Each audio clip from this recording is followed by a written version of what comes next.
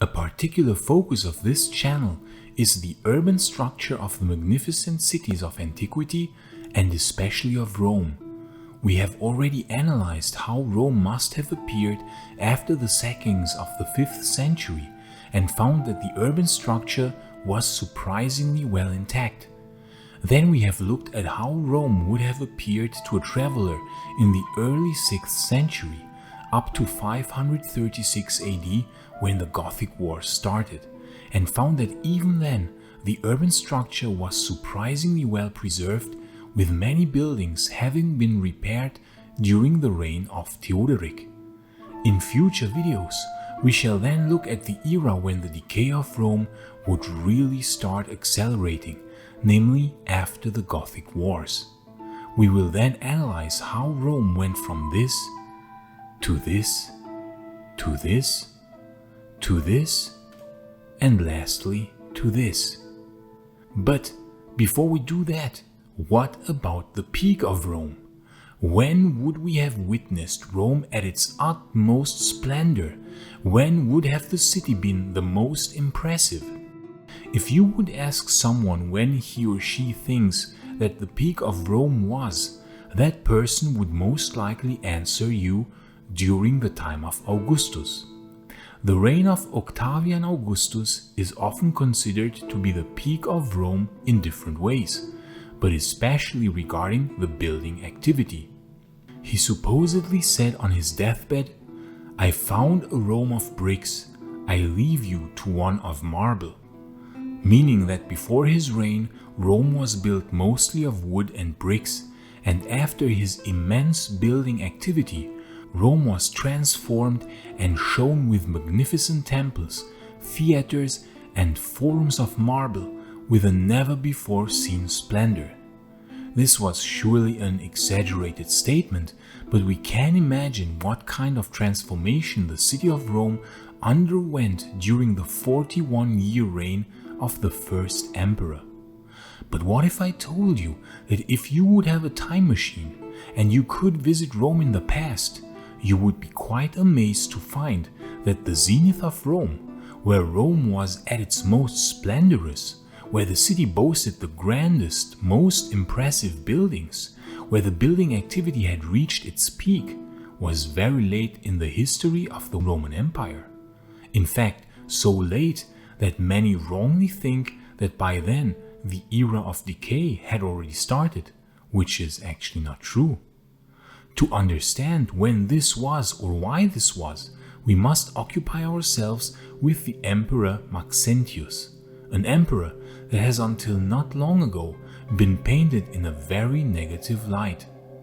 Maxentius was the son of Maximian, one of the 4 emperors of Diocletian's tetrarchy. After the abdication of Diocletian, the tetrarchy ceased to function, and the Romans did what they always did best, namely to sort out their problems with massive civil wars that cost thousands upon thousands of lives and greatly weakened the armies and the economy of the empire. Maxentius resided in Rome when riots broke out, most likely due to rumors that other emperors would dissolve the Praetorian Guard and due to rumors that Rome would lose its special status and would be taxed like other cities of the empire. Maxentius in fact did not proclaim himself emperor, but he was persuaded to accept the title by officers of Rome's garrisons, according to the Eastern Roman historian Zosimus. He was thus proclaimed emperor on October 28, 306 AD, only about 3 months after Constantine was proclaimed emperor at York. It was a chaotic time, and I will certainly have to make a few videos about these civil wars, because a lot of crazy things happened back then. For one, Maxentius managed to defeat 2 emperors marching upon Rome because he was seen as a usurper by the other emperors of the Tetrarchy. First, the Emperor Severus marched on Rome, but since the largest part of his armies had served under Maxentius's father Maximian, they defected in masses to Maxentius. Most likely Maxentius also offered them financial incentives. Then Galerius also tried to defeat Maxentius, so he also marched with a large army on Rome. But he suffered the same fate as Severus before him, namely his army defected in masses to Maxentius after the latter had again managed to offer large sums of money, and by the authority of Maxentius's father Maximian, who by now also resided in Rome. However, the father-son relationship of Maximian and Maxentius was really not the best, as shortly after that, in April 308, Maximian tried to depose his own son in front of a large gathering of soldiers, but the troops remained loyal to Maxentius. Afterwards, Maximian fled to Maxentius's rival Constantine. So next time you think that you have a bad relationship with your father, think about how Maxentius must have felt in that situation. Maxentius had to face many other problems, for example a rebellion in Africa, which led to a shortage of grain, as the province had seceded from his portion of the empire in 308. Only 3 years later was he able to quell the rebellion by sending his praetorian prefect Rufius Volusianus to Africa, who defeated the usurper Domitius Alexander. Thus, only 3 years later was the grain supply to Rome restored again. And then lastly, of course, Constantine himself would march on Rome, where the legendary Battle of the Milvian Bridge would take place in 312 AD, and Maxentius would find his end. But in the time from 306 to 312, Maxentius in fact started the construction of some highly impressive buildings in and near Rome, the last ever emperor to construct impressive buildings of such a scale and magnitude in Rome using stone brought from quarries far away. Because later, even as soon as under Constantine, a practice would start where old buildings that had fallen into neglect would be used for building material in order to erect new buildings. But under Maxentius, we would see the last building activity of truly imperial buildings of a magnificent scale, whereas all the later buildings were not quite as impressive anymore, except for maybe the baths of Constantine. Rome would soon start the long and brutal process of cannibalizing itself and being transformed from a splendorous, magnificent imperial city to the utter decay of the early Middle Ages. In Rome, Maxentius had two magnificent buildings constructed in the traditional heart of Rome, namely directly at the Forum Romanum. One is the Temple of Romulus, not the legendary founder of Rome, but Maxentius' son Valerius Romulus, or also sometimes called Marcus Aurelius Romulus, who died at a young age in 309. To honor his son, he had him deified with this magnificent structure, although there is also speculation that this could be a rebuilding of the temple of Jupiter Stator. The temple still stands to this day, albeit of course in a much less grandiose form, as some parts of the temple have not survived the many centuries. What survived mostly because it was converted into the church of Santi Cosma e Damiano in 527 AD. And please subscribe to this channel so that you won't miss any future videos on many topics of the later Roman Empire. Gratias agut tibi, amici. Another much more impressive structure, which was also started by Maxentius in 308 AD, is the giant Basilica of Maxentius, that also survived in parts to this very day. This giant basilica is really majestic, and we can see here for the last time a building of such a vast scale constructed in the heart of Rome. In this painting here by Josef Bühlmann, we see the basilica from the vantage point of the tabularium, and we see it still under construction. Indeed, the basilica was still under construction when Maxentius had been defeated by Constantine at the Battle of the Milvian Bridge, so that it would be finished under Constantine. This impressive building combined engineering techniques known from the construction of the markets of Trajan and the baths of Diocletian, and was not used as a church, but as an assembly hall and an administrative building. It survived for a really long time and was partially destroyed in 2 earthquakes, one in 847 AD and the second one in 1349 AD. Outside of Rome, at the Via Appia, Maxentius also started building an impressive complex of monuments. He built a circus, a very large one, second only in size to the Circus Maximus itself. While the Circus Maximus had a length of 621 meters and a width of 118 meters, the Circus of Maxentius came in at a still impressive 503 meters and a width of 91 meters. But compared to the Circus Maximus, that could hold an incredible 150,000 spectators, this circus had far fewer seats and could only hold around 10,000 people. Yet still, with a length of 503 meters, it was the second largest Roman circus ever constructed and was still longer than the Hippodrome of Constantinople, which measured 450 meters in length and 100 meters in width. However, the Hippodrome could also hold substantially more people, namely around 100,000. The circus apparently was only used once, probably in 309 AD. Maxentius had racing games held there to honor his deceased son Romulus. Near the circus, Maxentius had a mausoleum be constructed, probably as a family tomb, but instead only his son Valerius Romulus was buried there. We can say that contrary to Maximian, who tried to stage a coup against his own son, Maxentius, on the other hand, really seems to have been extremely fond of his son. A third building was also started near the circus and the mausoleum, namely a family villa. After the death of Maxentius at the Milvian Bridge, the site was completely abandoned and fell into ruin in the following centuries. So these magnificent structures, inside and outside of Rome, were the last of such a grandiose scale, and we are quite surprised to find a building activity of such a magnitude as late as the early 4th century. Maxentius was the last emperor to understand the importance of Rome for the Roman Empire.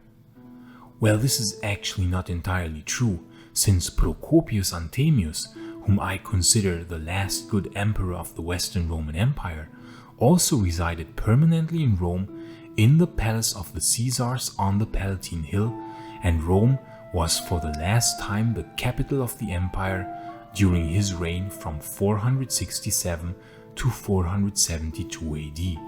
However, by that time, building projects of such a massive scale as in the time of Maxentius were not possible anymore in the Western Roman Empire. After Constantine's victory at the Milvian Bridge, he ordered the body of Maxentius, who had drowned in the Tiber River, to be found, had the head of Maxentius removed, and had it paraded in his victory celebration through the streets of Rome, this noble Christian emperor. Then he had a Damnatio memoriae be carried out on Maxentius. This is why Maxentius is not a really well-known emperor to this day, as not many sources of him survived this Damnatio. But not only that, he was also systematically vilified and presented as a cruel, bloodthirsty and incompetent tyrant by Constantine's state propaganda. This was even picked up later by Christian writers such as Lactantius, who framed Maxentius as hostile to Christianity, when in reality Maxentius was tolerant of Christianity and had Christians not be persecuted. Due to Constantine's Damnatio memoriae of Maxentius, due to the propaganda and due to the writings of some Christian scholars, the view of Maxentius as an evil tyrant persisted as late as the 20th century.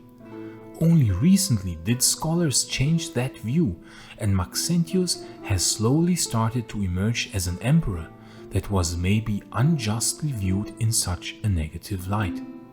and with Maxentius died also the last imperial grandeur of Rome. Thus, Rome had reached its zenith, and with Constantine's victory over Maxentius, Rome would be doomed. But at first Constantine seemed to want to enrich Rome with buildings, as his predecessor, so in the beginning Constantine's reign started pretty well for the city. The large Basilica of St. Peter was started by Constantine between 318 and 322 AD, outside of the city, at the site of the Circus of Nero, which at that time already lay in ruins. Reusing building material from the circus, this magnificent basilica was built, which stood until the 15th century, but by then was already in a bad condition, so that the new St. Peter's Cathedral was built in its stead. Constantine had many more building projects for the city. He had new baths built and a triumphal arch near the Colosseum, both structures bearing his name. The Arch of Janus is also thought to have been added by him. However, as he now had turned to Christianity, most of his new building projects would be churches. The pagan Senate and aristocracy thus began turning on Constantine, and opposition began to mount against his Christianization of the old pagan capital. This led to an open break between the Roman Senate and Constantine in 326 AD. By now, he had managed to defeat his rival, the Emperor of the East, Licinius, and had thus become the sole ruler of the empire. And now he betrayed Rome, the old capital, because he wanted a city for his new faith, where Christianity could prosper. This shifting of the power base to the east would start the decline of the city of Rome. Firstly, he plundered Rome of many statues and riches in order to adorn his new capital in the east. Yes, a Roman emperor actually plundered Rome. Secondly, by shifting the new capital to the east, many senators and other aristocrats, but also many artisans and common people of all sorts followed, so that Rome started to lose population. Had the city had 1 million inhabitants in the year 312, this number would fall to 800,000 by the year 400 AD. Also, the shifting of the power base to the east gave the eastern half of the empire the better geographic position and the richer provinces. This in turn would strengthen the east but weaken the west, which would prove disastrous for the Western Roman Empire 150 years later. It is thus that truly the zenith of Rome was under Maxentius and in the early years of Constantine until the early 320s AD. Rome in that time would have appeared magnificent, splendorous beyond belief, with thousands of golden and bronze statues, hundreds of temples, dozens of imperial fora, gargantuan amphitheaters, tens of thousands of insulae, a city that awed all visitors from all around the world, truly a marvel of the ancient world. But as soon as Constantine decided to shift the capital to the east, so would the decline of Rome start. We are only now beginning to understand that Maxentius, this supposedly evil tyrant, was in fact the last emperor to build massive and grandiose monuments of a grand imperial scale, which even surpassed Constantine's later buildings, and among those, the Basilica of Maxentius was especially monumental. We can only speculate what would have happened, especially with Rome, had Maxentius won the Battle of the Milvian Bridge. This will in fact serve as a fascinating branching point for a future video, where we shall explore this fascinating what-if scenario. Rome might have retained its importance, Constantinople would not have happened, the West might not have fallen so soon, and history would look entirely different. But while in our timeline Rome would soon start to fall, so would the capital in the east continue to rise, until one day it would even rival the beauty of Rome. And of course, we shall also talk about that in great detail in future videos, where we shall analyze the urban structure of the new capital in the East in great detail. And now you can even support us on Patreon, so that with your help we will be able to greatly increase the production quality of our videos, for example by creating custom animations or drawings. Also, you will gain many perks by becoming a Patreon, such as being part of our Discord server community, and for higher Patreon ranks, even suggesting topics or participating in exclusive live streams. And you can also support us directly here on YouTube by clicking the join button, with similar benefits as on Patreon. I say thank you, dear viewers, and especially a big thank you to all our Patreons and to all people who donated to us via PayPal. Farewell, until the next video, dear friends of Roman history, and bene vale.